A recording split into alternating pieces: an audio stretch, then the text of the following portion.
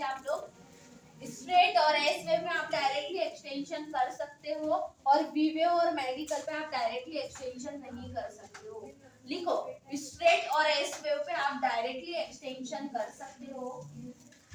Straight and S wave पर आप directly extension कर सकते हो और वी वेव और मेडिकल पे आप डायरेक्टली एक्सटेंशन नहीं कर सकते हो। वी वेव और मेडिकल पे आप एक्सटेंशन नहीं कर सकते हो क्योंकि उसमें देखो, क्योंकि उसमें आपको सबसे पहले स्ट्रेटनिंग या एनी टाइप्स ऑफ केमिकल आप कर सकते हो, उसके बाद आपको एक्सटेंशन करना। ये लिख लिया, मैं हटा दूं। उसको ए से कोई मतलब नहीं होता। ध्यान से सुनना, जो आपका बी वाला क्वेश्चन रहता है इससे ही आपकी अगर ऑलवेज मेजर अगर देखा जाए तो हमेशा मेजरिंग होगी आपकी हेयर लेंथ की, वो होगी जोन बी से। ठीक है, जो आपका सेक्शन लगेंगे वो भी लगेंगे जोन बी से। अगर किसी को बहुत ज्यादा लेंथ चाहिए और बाउंस भी बहुत ज्यादा चाहिए तो आप हेल्प किसकी ले सकते हो, जोन सी ले सकते हो। देखो, जब यहाँ पर भी सेक्शंस निकलते हैं, यहाँ पर एक लेयर लगा, उसके बाद सेकंड लेयर लगा, फिर थर्ड लेयर लगा, फिर फोर्थ लगा, फिर फिफ्थ। आप थोड़ा सा ले सकते, एकदम नीचे तक भी नहीं जाना जोन की। अगर लाइक आप सिर्फ और सिर्फ उसका एक तरह से एहसान ले रहे हो, है ना। अगर समझाना चाहो तो सिर्फ और सिर्फ आप उसका क्या ले रहे हो, एहसान ले रहे हो कि भैया हमको तुम्हारी जरूरत है। मतलब आप ना तो इसके ज्यादा नीचे की साइड भी इसको एक्सटेंशन नहीं कर सकते, आप ज्यादा ज्यादा इसमें कितनी गैप ले सकते हो, बस इतनी जोन से। आप ज्यादा नीचे तक भी नहीं कर सकते जोन को, क्यों नहीं कर सकते, आप ऐसे दब जाओगे तो आपको यहाँ इंची होगी। अगर मतलब इरिटेट कितना करेगा हेयर, तो आप ज्यादा नीचे भी ज्यादा 2 लाइन बस, है ना। तो आपको जोन बी का सबसे मोस्ट इंपोर्टेंट पार्ट रहता है। अब आता है मेजरिंग टेप, जैसे मैंने लिखा है उसमें मेजरिंग टेप। अब हमेशा जो ईयर टू ईयर वाला पार्ट रहता है, जैसे यहाँ मैंने ड्रॉ किया है ईयर टू ईयर वाला जो पार्ट है, ये वाला जो पोर्शन है, इसमें आपको कितना रखना है, ईयर टू ईयर से 2 फिंगर गैप रखना है। कितना रखना है, 2 फिंगर। जैसे ईयर से डायरेक्ट यहाँ से एक्सटेंशन निकलता है, आपको कितना गैप रखना है, देखो 2 फिंगर है, 2 फिंगर आपको क्या करना है, गैप रखना है। उसके बाद 2 फिंगर गैप रखने के बाद आपने ईयर टू ईयर दोनों साइड से 2 फिंगर रखा। उसके बाद ये बीच वाला जो पोर्शन है, जैसे यहाँ पर मैंने करा, फिर 1 फिंगर का गैप रखा, ये देखो स्टार बनाया, फिर तुरंत मतलब यहाँ पर आपको 2 फिंगर का रखना है स्टार्टिंग में, बाकी आपको 1 फिंगर का गैप में इसको लगा दिया और आपको तुरंत सीक्वेंस समझ में आता है। जैसे कि 1 फिंगर, जैसे मैंने 1 फिंगर का गैप लेना है, जैसे ये मेरे मान लो रियल हेयर है, मैंने 1 फिंगर यहाँ पर रखा, 1 फिंगर निकालने के बाद मैंने तुरंत यहाँ का सेक्शन मैंने ये लिया, तो आपको तुरंत मेजरिंग समझ में आई। इतने इतने से सेक्शंस लगते हैं, कम से कम इसमें आपके इतने इतने में ही कम से कम मान के चलो 20 हेयर स्ट्रिप लग जाएगी। ठीक है, अगर सेकंड सेशन लेते हो वापस, जैसे कि आपने इतना सेशन पूरा फिल कर दिया, फिर सेकंड सेशन आपने वापस निकाला, उसमें 20 लगा, तो हुआ 40 स्ट्रिप हुआ, 60 स्ट्रिप तो ऐसी लग जाएगी, 3 में तो जोन सी की जरूरत ही नहीं पड़ेगी। जब ऑलरेडी इतना खर्चा हो जाएगा तो फिर कैसे, अगर थोड़ा और हैवी वाला स्ट्रिप लेते तो और ही अच्छा है ना। कितना क्लियर है, ठीक है। ये ड्रॉ कर लीजिए आप लोग, ये ड्रॉ कर लो, फिर उसके बाद में हेयर लेंथ की इंचेस लिखवा लो। मैं तो अभी लिखा ही रही हूँ ना, दो तो लिख ही रहे हैं ना आपका, तो आप थोड़ा सा हेयर लेंथ इंचेस लिख लीजिए आप लोग। थोड़ा पानी वानी पीछे, फिर लिखो 16 इंचेस, हेयर लेंथ की इंचेस लिख लो 16 इंचेस। फिर लिखो 22 इंचेस, 16 इंचेस, लिखो 16 22। अरे मतलब आप लिख पाओगे ना एक्चुअल, मैं 16 इंचेस बोलूंगी, फिर 22, तो आप लिखते जाओ, कंटिन्यू पहले नंबर फिर इंचेस बाद में लिखना है। अपन प्रैक्टिकली भी स्टार्ट करेंगे, लिख लो 16 22 16 22 24, ओके 16 22 24। उल्टी कॉपी में लिखते हो? ये बातें मत करो पूरी। 24 26, 24 के बाद 26 28 एंड 30, 28 एंड 30 सबके आगे इंचेस लिख लीजिए। अब इंचेस के आगे एक ब्रैकेट बना के लिखिए। अब टाइम बहुत कम बचा है एंड फिर उसके बाद अपन प्रैक्टिकली स्टार्ट करेंगे। ठीक है, आपने लिखा? इंचेस लिख लिए, एक बार रिवाइज करवाऊं वापस। देखो 16, 16, 22, 24, 26, 26, 28 और 30। 30। उसके बाद ब्रैकेट में लिखो 22, 26, 22, 26। 26। लाइन से लिखना है, ये पैराग्राफ लिखवा रही हूँ। 22, 26 एंड 30 एंड 30 इन 30 लिखा। Inches are important to carry, important to carry with you। मतलब 22, 26 और 30 जो लेंथ होती है ऑलवेज क्या होती है, जो मतलब जो कॉमन रहती है, जो इजीली क्या कर पाए अपन, कैरी कर पाए। तो ये अलग से लिखवाई है मैंने, जो सबसे ज्यादा चलती है। जैसे 22, 26 और 30 जो सबसे ज्यादा चलती है, वो और इजी वो क्या हो जाती है, मतलब इजीली कैरी हो जाती है। क्लियर है इतना? 22, 26 और 30। फिर लिखो next heading, two types of hair. 22, 26 और 30। और 30 उसको अपन इजीली क्या कर सकते हैं, मेजर वो कर सकते हैं, कैरी कर सकते हैं, इजीली कैरी कर सकते हैं, इजीली कैरी कर सकते हैं। फिर लिखो two types of hair,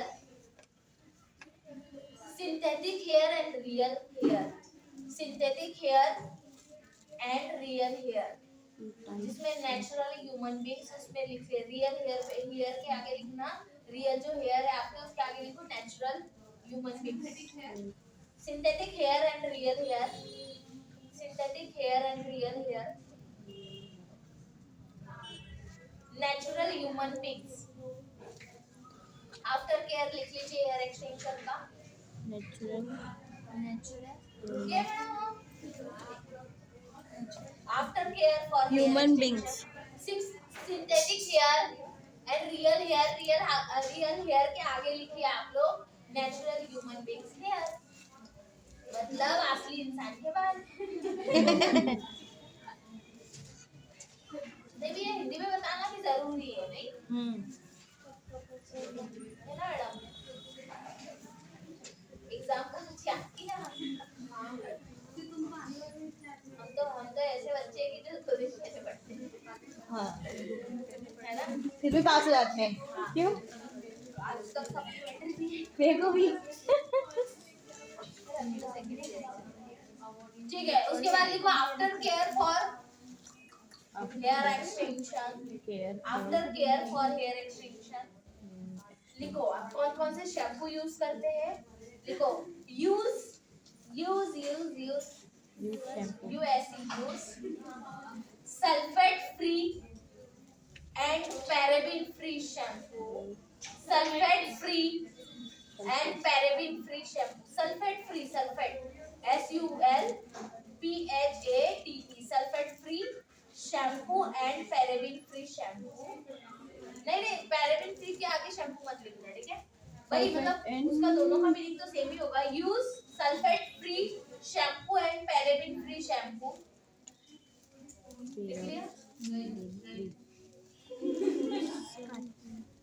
use sulphate free shampoo and paraben free shampoo.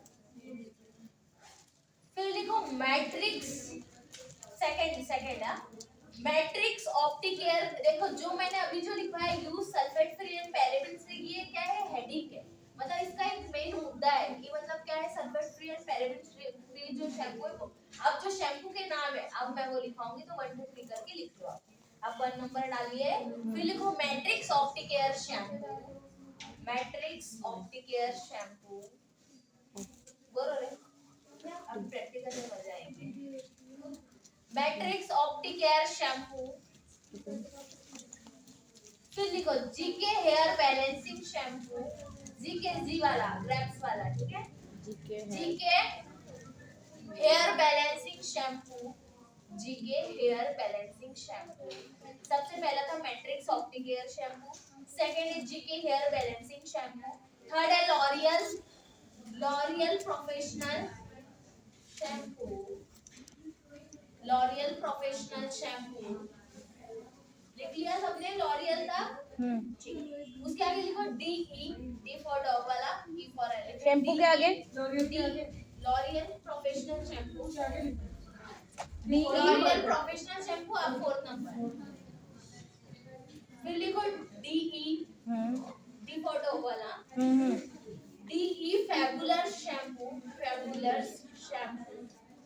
Fabular. फिर फिफ्थ नंबर कैरेस्टेस Fabular. हिंदी में लिख लो. कैरेस्टेस Fabular. कैरेस्टेस कैरेस्टेस की spelling K E R A S T A S K E R A S K E E R A S T A V E S sorry S T S S T S E. Okay. S T A लिख लिया बेटा नहीं. उसके बाद में नहीं बचा था स्पेलिंग उसमें मैं भी बोल रहा था आप भी बोल रहे मैं भी कंफ्यूज हो रही हूँ कि ये है ऐसे है आइए ठीक है फिर लिखो अब है ना एकदम स्टार बना के लिखना ऑलवेज लिखो always make a break before sleeping मतलब always make a break before sleeping always make a break before sleeping मतलब आपको सोने से पहले हमेशा क्या बनाना है चौथी 3 वाली चार वाली मत कलाकारी नॉर्मल जो छोटी बनती है वो भी एकदम लूज बनानी है एकदम टाइट नहीं लूज बना के फिर सोना पता है क्यों आपको ब्रेड बना के ही सोना है क्योंकि क्या होता है जब आप ओपन एयर करोगे तो वो फ्लोरे क्या हो जाएंगे वैसे हो जाएंगे वैसे होंगे तो क्या होगा उलझेंगे तो सुलझेंगे कैसे तो इसलिए आपको क्या करना पड़ेगा सबसे पहले देने ही वाली हूँ किसी काम का नहीं फिर एक्सटेंशन में. जिसके हेयर नहीं कॉम मैंने बोला ना 50% चलेगा जिसके मेरे बाल है ये मेरे बाल है मेरा ये कॉम पूरा नीचे तक जा रहा है मेरा सही यहाँ तक मैडम इसका पूरा 50% यहाँ तक मेरा कॉम ही नहीं दिखेगा आपको यहाँ तक दिखेगा और नहीं यहाँ तक। अंदर तक भी डाल पाओगे ना कॉम ही नहीं मतलब वो कॉम ही नहीं कर पाओगे कॉम का नॉर्मल ही करना है जो भी है आपके नॉर्मल बाल ज्यादा रिस्की risky नहीं लगेगा है। कि आपको उसकी कॉम की जरूरत ही नहीं पड़ेगी क्योंकि आप छोटी सी ऑलरेडी चीज़ों पहले से इतना केमिकल ज्यादा करोगे irritate हो जाती हूँ स्टेनिंग करोगे कुछ कि तो मैं क्या करोगे उसके बाद ही एक्सटेंशन कराओगे और उसका ये जो paraben free sulphate free shampoo होते हैं इसलिए नेचुरल शाइन करते हैं बाल मतलब उसमें केमिकल नहीं रहता है पता है ये देख ये आ गया जेल फॉर्म पूरा जेल फॉर्म हो गया अगर मैं इसको बहुत ज्यादा प्रेस करूंगी तो ये क्या होगा पूरा अनइवन होगा अगर मैं छोटे पिंस लेती तो वो क्या होगा थोड़ा सा और अच्छे से प्रॉपर होगा देखो पूरा मेल्ट हो चुका है अब मुझे क्या करना है ये जो मेल्टिंग वाले जो हेयर है सबसे पहले मैंने ये मेल्ट हेयर लिया मेल्टिंग हेयर वाले जो मैं इसमें सबसे पहले क्या करा मैंने इसको हेयर को डिप किया डिप करने के बाद मैंने तुरंत हेयर को लिया और ये जो सेक्शन निकला था ये सेक्शन के ऊपर ये हेयर को रख के मैंने इसको गरम मतलब जो भी मैंने गरम वो था मैंने उसको क्या कर दिया पूरा अच्छे से चिपका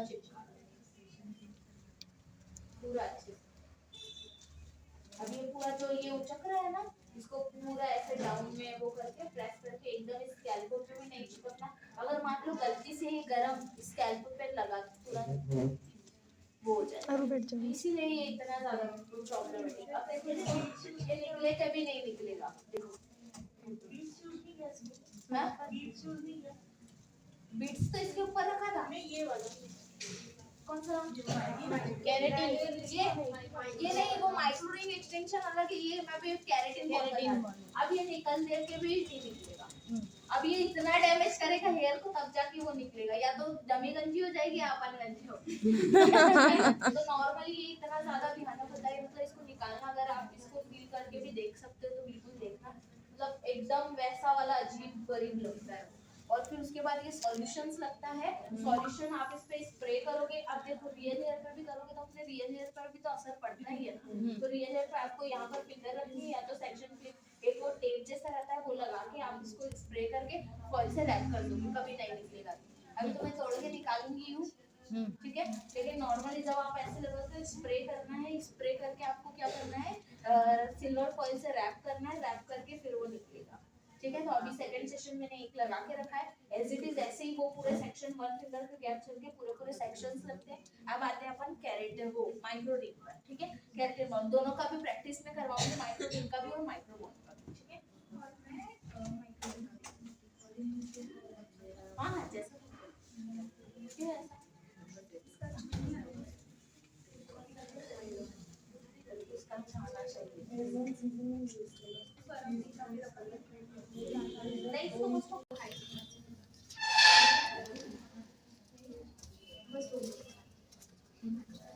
मेरी हाथ रखते हैं उसकी। देखो सबसे पहले मैंने हेयर निकाला, ठीक है। हेयर को आपको क्या करना है, लूप के अंदर रखना है। ये जो लूप है मेरा, ठीक है, ये नॉर्मल लूप लिया और ये हेयर, ये देखो ये हेयर पूरा ऐसे लूप आना चाहिए, ठीक है। ये लूप आया और ये हेयर। सबसे पहले आपको रिंग डालना है, सॉरी रिंग डालना है। वही था। इसलिए ये ना अभी है ना, कल संक्रांत है ना, तो उसकी वो करनी है तैयारी करनी। हाँ तो चलिए, हाँ कोई फोन आया ना तो वही सोच रही थी पतंग अगर एडवांस क्लास देखती हूँ मैं शायद ही रखूंगी कल। हाँ मैंने जो भी आ पाए नहीं भी आ पाए वो मैं बता दूंगी।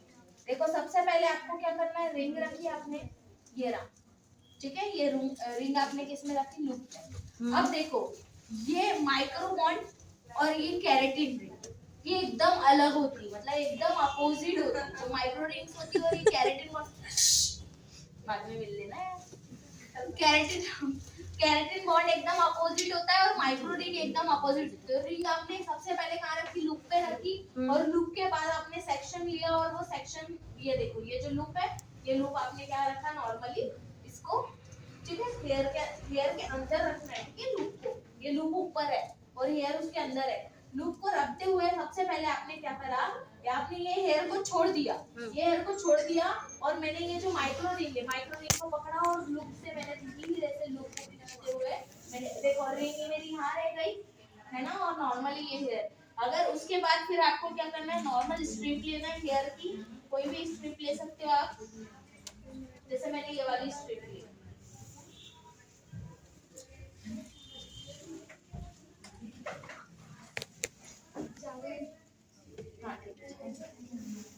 नॉर्मल वाली हेयर स्ट्रिप ली, और ये जो हेयर स्ट्रिप है, ये आपको ये जो गैप बचता है, ये जो रिंग वाला ये जो गैप है, ये मैंने हेयर स्ट्रिप, अरे मैंने अभी जो बनाई थी वो पाया,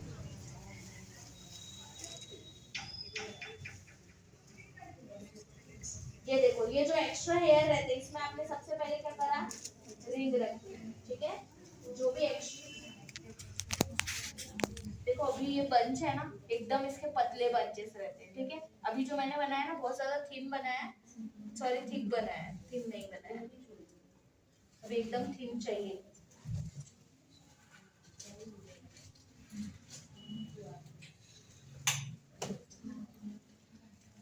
मशीन गर्म हो रही है।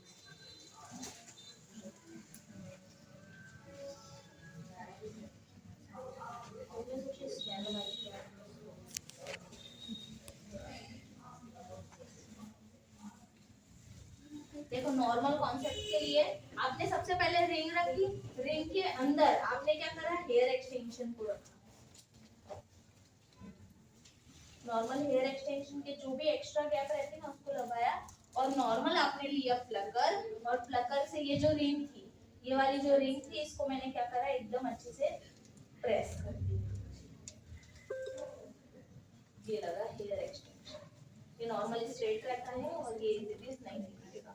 अब सेम एज इट इज, इसको निकालने का टेक्निक भी बहुत ही इजी होता है। देखो मैंने सबसे पहले लूप लिया, पहले लूप के अंदर मैंने क्या डाला, माइक्रो रिंग, और माइक्रो रिंग के बाद सबसे पहले मैंने माइक्रो रिंग को इसको एडजस्ट कर दिया, और माइक्रो रिंग में जो भी गैप बचता है उसमें क्या लगता है, एक्सटेंशन। जैसे ये माइक्रो रिंग है, माइक्रो रिंग के ऊपर जो भी गैप लगता है उसमें से क्या करा, प्रेस कर दिया, तो वो नॉर्मल एक्सटेंशन लगा। अब इसको मैं कितना भी खींचूं, ये मेरे रियल हेयर टूट जाएंगे लेकिन ये नहीं निकलेगा, ठीक है। सेम एज इट इज, मैंने इसको ऐसे प्रेस किया था, ऐसे। अब आपको जस्ट अपोजिट प्रेस करना है, क्या करना है, जस्ट अपोजिट प्रेस करना है। बहुत मुश्किल से एकदम प्रॉपर प्रेस करा आपने। नॉर्मल ये जो हेयर है ये नॉर्मली निकल जाएगा, और ये रिंग आपके हाथ में। ये 2 से 3 बार रिंग का यूज कर सकते हो अगर आपके पास, लेकिन आप अगर प्रॉपर क्लाइंब करते हो तो एक बार में एक ही रिंग यूज करते हो, ठीक है। अब एज इट इज ये रिंग अपन रीयूज भी कर सकते हो और आप नॉर्मल भी रख सकते हो, ठीक है। तो ये रिंग सबसे बेस्ट होता है मेरे हिसाब से। अभी इसमें कोई केमिकल वगैरह यूज नहीं हो रहा है ना, किसमें, रिंग में नहीं हो रहा, नहीं हो रहा रिंग ना, तुरंत ही निकल जाता है। हाँ। मैं इसको नॉर्मली प्रेस करूंगी तो वो तुरंत निकल इससे जाएगा। हेयर भी डैमेज नहीं हाँ, होगा। अब जैसे केराटिन होल अभी मेरे लिए वो निकालना मुश्किल है, एक जो हेयर है ओके। ऐसा। हाँ नहीं उखाड़ूंगी तो नहीं, अभी देखते हैं, बहुत ज्यादा डिफिकल्टीज होती है। मैम एक बार उसको आप रिमूव करके बताना ना। हाँ बाबा अभी नहीं बताऊंगा, पहले आप सब प्रैक्टिस करो उसके बाद अपन रिमूव करना। हाँ एक ही बता देना भले रिमूव करके, देखो। रिमूव की प्रोसेस पता चल जाएगी। रिमूव की प्रोसेस यही है कि स्प्रे कर दो, स्प्रे हाँ। करके इसको धीरे धीरे मसाज करके वो पूरा लूज हो जाएगा। स्प्रे रूट्स में चले गया तो हाँ है ना। हाँ हम ये स्प्रे अगर रूट्स में चले गया तो हाँ है ना बस। नहीं ऐसा कुछ, क्योंकि ये है तो हेयर से ही रिगार्डिंग ना, अगर किसी की वीक लगी रहती तो वो नॉर्मली वो होता है ना।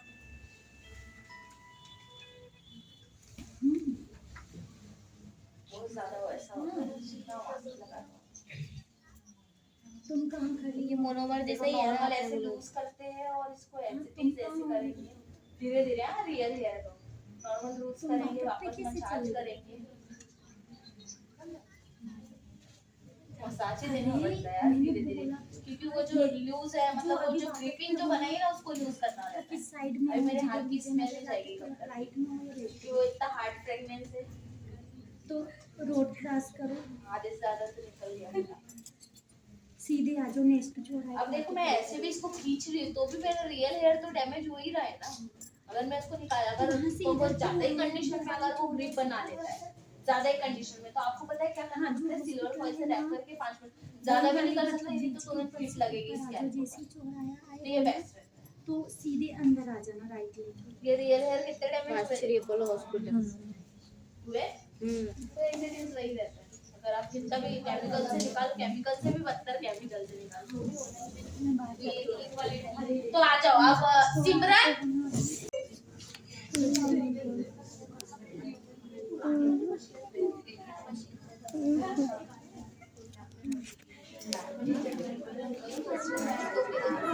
स्नैप बनाना पड़ेगा, मेरे को स्नैप आता है। अरे स्नैप उसको छू दो बस, हो गया, बन जाएगा। तुम दिखोगी ना उसमें। हाँ ये दोनों करके देखना है। बाल छोड़ दो, बस इसको लो, और लुक को खींचो, नीचे खींचो और उसको पकड़ के रखो, रिंग को पकड़ के रखो ऊपर की साइड। हाँ ऐसे लुक को खींचो। हाँ, बस ये बात है। लगाओ